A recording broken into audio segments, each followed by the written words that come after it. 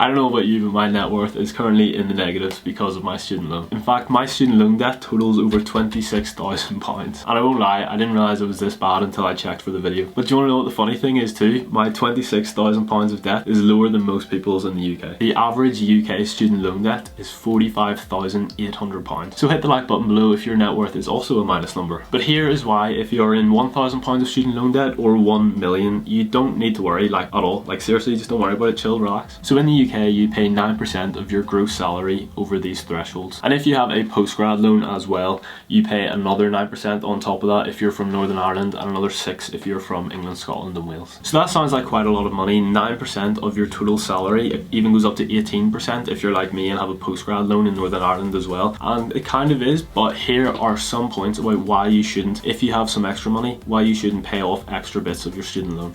Point number 1.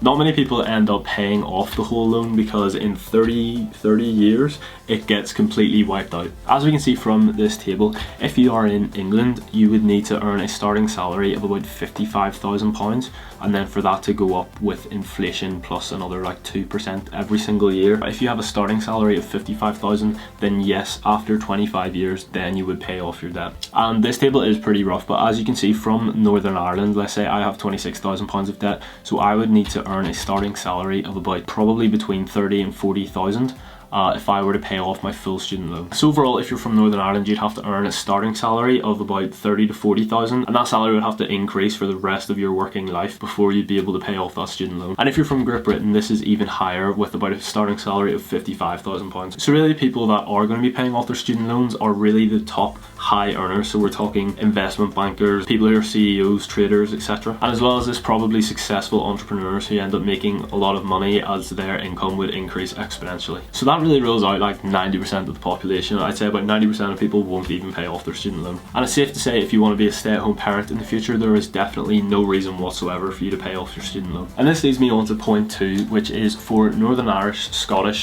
and as well as English and Welsh people who are 29 and over. These people will only pay an interest rate of 2.75%. Currently inflation is 10.1%, and yes, we're only paying an interest rate of 2.75%. So that means the real value of our debt is decreasing over time. So for example, if you have £50,000 of debt, in 1 year this would need to increase with inflation to be the same value as it is right now. So £50,000 right now, for it to be the same value in 1 year, would have to be £55,000.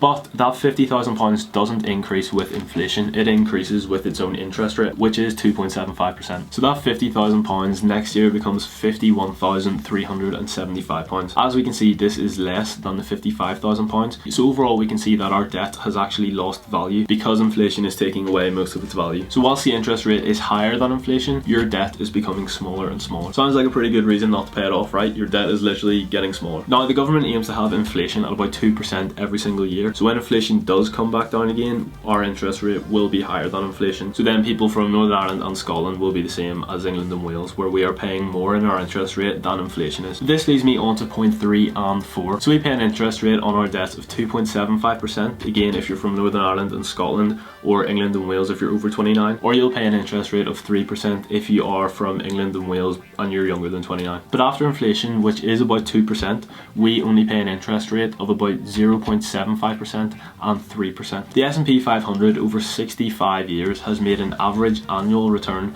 of 10.7%. So if we take inflation into account, that means the S&P 500 returns every single year about 8.7%. So overall, for our student loan debt, we pay an interest rate of 0.75% or 3% after inflation every year. But we could make 8.7% with the S&P 500 after inflation. So let's say you have some extra money and you're thinking about paying off a bit more of your student loan. You would actually be much better off investing it into the S&P 500 because you will make a return of 8.7%, and that will cover what you owe of the 0.75% or the 3%. So overall, you would make 5.7% if you are English or Welsh, or you would make 7.95% if you are from Northern Ireland or Scotland. And this way you are making money rather than paying off a loan that you may not even have to pay off in 30 years time anyway. And this is especially the case if you're English and Welsh, because the threshold for paying off your student loan is so high and you guys pay quite a bit more in tuition fees. Debt is scary, debt is bad. What if I can't pay it back? What if I can't get a mortgage? Investing is risky. And all of that is completely valid, but I have some great facts for you to hear. When you are getting a mortgage, they do not check your student loans. I used to work at a financial advisor and we help people get mortgages. The bank only looks at your credit history over the past 7 years. Your credit history is just your recurring expenses such as